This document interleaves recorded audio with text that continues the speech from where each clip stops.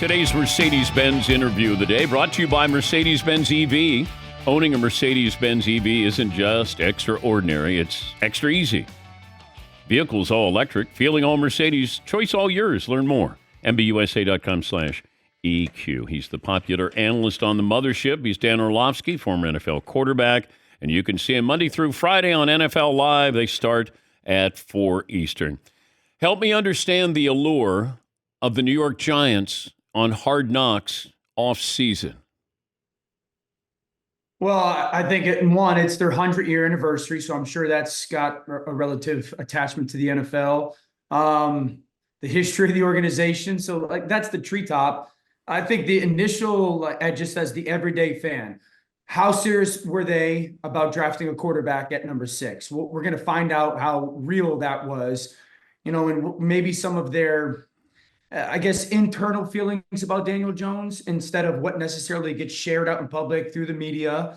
How much they loved Malik Neighbors in comparison to the Rome Odunze conversation, because I had heard sometimes maybe they were going to take Rome Odunze because Malik Neighbors, LSU, OBJ.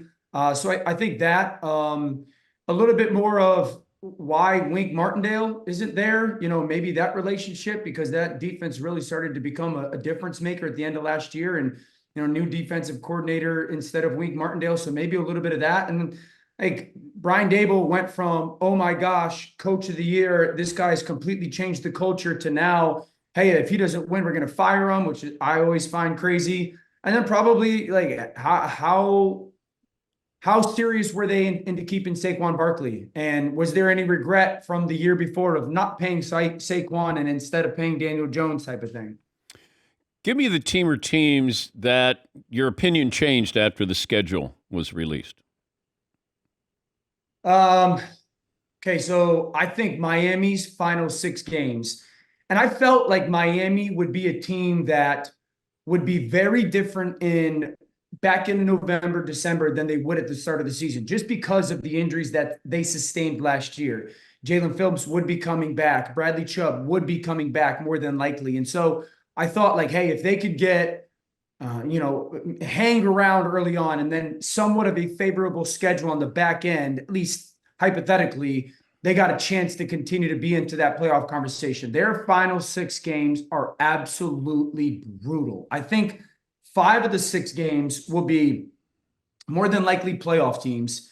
And I'm pretty sure 3 of those 6 games are on the road in cold weather. I think they go to Green Bay Thanksgiving, the second to the last or third last week of the season, they go on the road to Cleveland and then on the road to the New York Jets. And so I felt really good about Miami, because I honestly believe they could weather the storm. They still might, but those final 6 games are absolutely brutal. I think Houston's schedule is favorable, just because it doesn't feel like there's that, when you're finding, for me, Dan, I'm always looking at these schedules to sit there and go, okay, is there a stretch where you feel if they're playing well, they can get hot? Is there a 3, 4, 5 game stretch where you go win every one of them type thing? And I don't think that there's a overwhelming 3 or 4 game stretch in Houston's schedule where you sit there and go, whew, that is just, you could be staring 0-4 in the face type of thing. So I felt really good about Houston, in general, but seeing their schedule, and the same with Seattle, I think Seattle's schedule lends itself to have a lot of success for a football team that is a little bit unknown. I've been talking about the Steelers with that stretch where they have 8 games, 6 are going to be in the division, and then they pop out to play the Eagles and the Kansas City Chiefs. Is that the back end of their schedule too? Yes. That one, when we were doing the reveal last night, Nagandi, Kevin, we went through the schedule, we looked at it a little bit, and then he was like, wait, guys, and we had to bring it back up. That final 7 or 8 game stretch is absolutely brutal. You could sit there and go, they could lose all 7, just because of how good that schedule stretch is. Well, they're going to be playing 8 games, 6 are in division, and then they play the Eagles and the Chiefs. So they could conceivably lose all of those games. And that's why their over-under is 8.5 wins this year, even with an upgrade at quarterback with Russ. Yeah. That was something that jumped out last night, was because the division is going to be – now, a big part of this whole conversation when it comes, when it comes to the AFC North, them and I would think the NFC North are the two best divisions, the two deepest divisions within the NFL. And Cleveland has as talented a roster, maybe in the NFL, but certainly in that division. We have no idea if Deshaun Watson can play at a high level week in and week out anymore. We just don't. So as much as we love, and I think if Jameis had to go play, Jameis could play good football, but that's not as daunting of a, hey, you got to play them late again in the year if Deshaun's not playing at a high level. Yeah, but why don't we know that what to expect out of Deshaun Watson now? I think the last time we saw him play at a high level consistently was 2020, because he sat out 21. He didn't play a ton in 22, right? Because of the suspension and then the injury last year. Now that second half against Baltimore, when that injury happened, there was shades of it. There were signs of him looking like vintage Deshaun Watson did for that 3 or 4 year stretch in Houston. But I mean, Dan, we're going to go on almost 4 years, or at least 3 years of him playing high-end football consistently over the course of a couple months. So that's why we just don't know. And I love Joe Burrow. I've been a fan of Joe Burrow since I saw him be the baddest person on the planet in the national title game. He's got to stay healthy. And there's a little bit of that question mark attached to Joe now as well. Talking to Dan Orlovsky of the Mothership NFL Live Monday through Friday. If you want to stay tuned in with the NFL, it's must-see TV. That's at 4 Eastern every day, Monday through Friday. I'm looking at the Chiefs, and I wondered, now I also checked Taylor Swift concert schedule, and she was going to be in Canada. And a listener even asked, did I think that the NFL would maybe try to orchestrate a game where the Chiefs would be close by so you have Taylor Swift? And I said, well, check when she's in Toronto and check when the Chiefs are in Buffalo. Come on. Same week. 4 o'clock game. Do you think that the NFL did that? I don't think that's coincidence. One thing I have learned, and you have been around this league and the way it covers and it brings it to the fans longer than us. They are as smart as they can possibly be. And that is not coincidence. I also don't think there is anything wrong with it. I think it's highly intelligent. I think what she has brought to the NFL is nothing but positive. And I do not believe that to be a coincidence. I think that's unbelievable by you as well. Did you say that before the schedule release? I said check to see when the Chiefs play Buffalo and where she is in Canada. And then it turned out it's the same week. And I go, okay, that's not a coincidence. Not at all. Not a coincidence. Okay, we have a bet. I have a bet with Fritzy, wedding cake to the face, that Taylor Swift and Travis Kelce will get engaged this season. I'm taking whatever I can on the yes. Okay, so you're with me. Todd said no because he doesn't love love. You and I love love. He's a pessimist? Yes. Yeah. No hopeless romantic for him. He's not a rom-com type of guy? No, he's not. Yeah. No. I mean, I cried when I watched like the new I'm a movie crier. So even like some of the new movies that have been remade that I know the endings, I'm going to cry at them. So I'm wired emotionally anyway. But I'm saying yes on that. You ever cry during a football game when you were playing? Oh gosh, yes. Yeah. I mean, during the game. Oh, absolutely. Yeah. I've cried. I mean, the first time I'll give you some cry football stories, DP. First time I ever played football, I was playing quarterback. I was 9 years old. I went drop back to pass on my first pass of practice. I got slapped in the arm like this. I cried like a baby. I ran to the parking lot and I wanted to never play football again. Thank God that my father didn't allow me to. Definitely cried during college football game, just in some pain moments. I cried against the Vikings, not for running out of the end zone, but for a hit that I took in a game that made me like tear up. I cried definitely pregame right after Sandy Hook, not to get morbid in a laughing manner, but yeah, I've definitely cried in multiple. I'm a crier though, dude. Like My daughter made a soccer team last night, and when she told me the news, I cried. So I cry. Oh, I'm right there with you. I Yeah. mean, like my kids will be, we went to see Book of Mormon on Broadway. It's a comedy. I cried. At intermission, I'm crying. My kids go, "What are you crying about?" I go, "I have Yeah. no idea." But I You just, know what gets me every time? I'm sure you have gone down to Disney World and seen the lights and fireworks show on Magic Kingdom.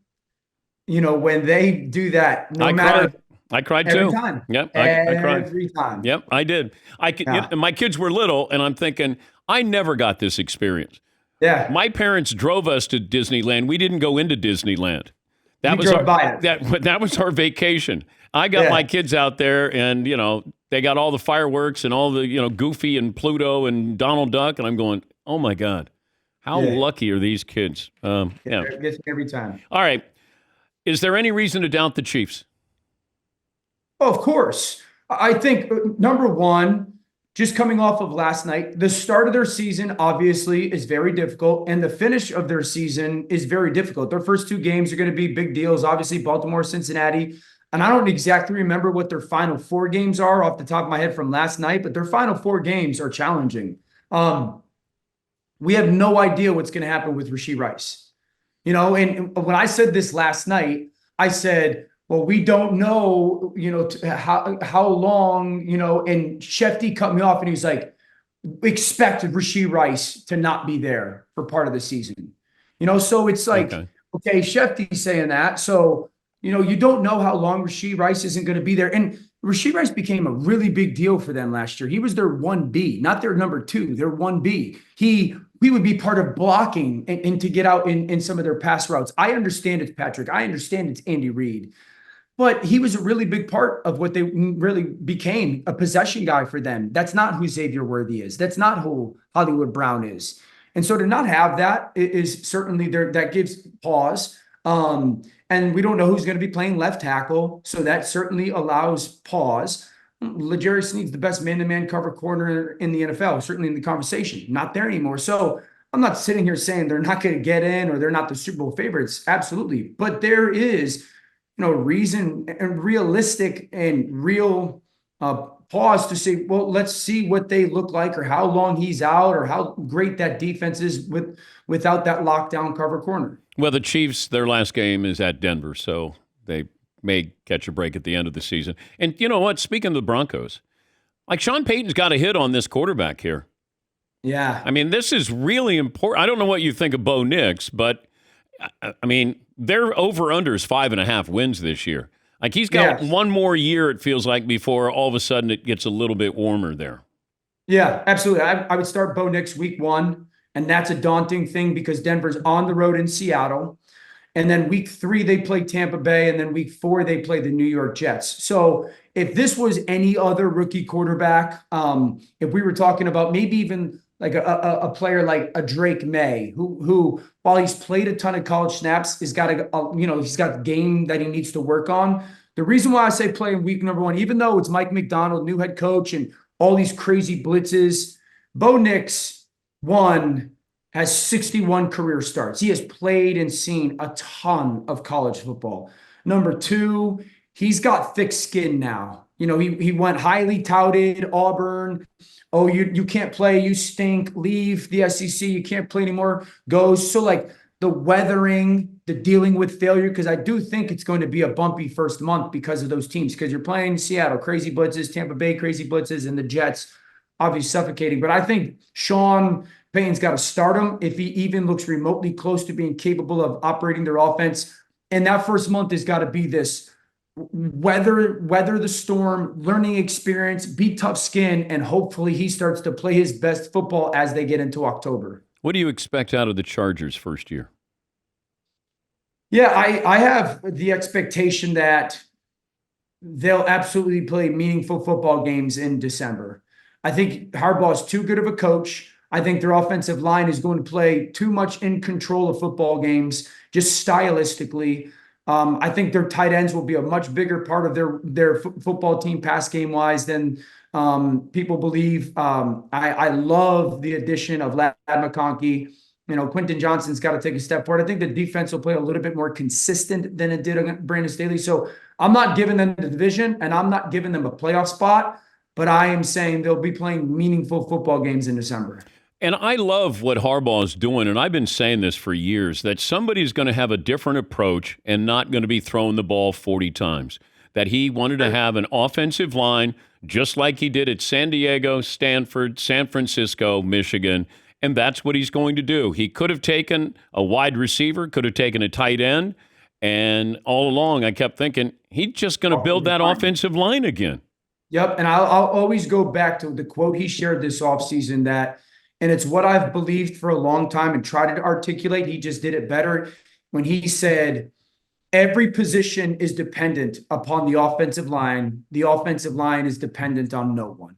And that, I've always said, like, if you got a great offensive line, the skill players are better than they actually are. And the same with the quarterback. But if you have a great quarterback, it doesn't, the offensive line being poor negatively affects him. So I kind of had that same thought, the way he was going to kind of build that football team. And I just think that it's cyclical. For 2 years, I have felt that the offensive line was going to, or the NFL, for 2 years, the NFL was going to trend towards going back to early 2000s football. And that was going to be a little bit more focus on shrinking down formations. Let's pound the football. Bigger linebackers going to be needed. Run stopping defensive tackles. We got to control the line of scrimmage. And it feels like, 35% of the league is at that point right now. Anybody have more pressure on them this year than Dak Prescott? Aaron Rodgers and the New York Jets. That was a really big deal last year. We've just not talked about it this much this year. But I think everybody within the New York Jets and Aaron Rodgers, for sure. It's because the expectations are the same as last year. Like, you got to go win a Super Bowl. This is the best roster that Rodgers has been on in a decade when it comes to real talent. And so, Dan, I would have thought yes about Dak Prescott. And then Marcus yesterday, we were on this, the schedule release show, and Mark was like, Dak ain't got no pressure on him. And I pushed back, and I was like, you're out of your mind. He's like, Kirk Cousins just got 100 guaranteed and $160 million contract. If Dak hit the open market right now, he's going to get 200. And I don't disagree with them. Jared Goff just got a $170. Now, Jared Goff's going to the Super Bowl and NFC title game, but he just got a $170. And because of who Dak is and, the consistent performance that he does bring more often than not. Yeah, I while there's like the pressure to, okay, last year your contract, Dak Prescott is going to get a gajillion dollars next offseason, either from the Cowboys or someone else. Great stuff as always. Thank you, Dan. Thanks, boss. That's Dan Orlovsky, ESPN analyst, part of NFL Live, and you can watch him Monday through Friday at 4 Eastern.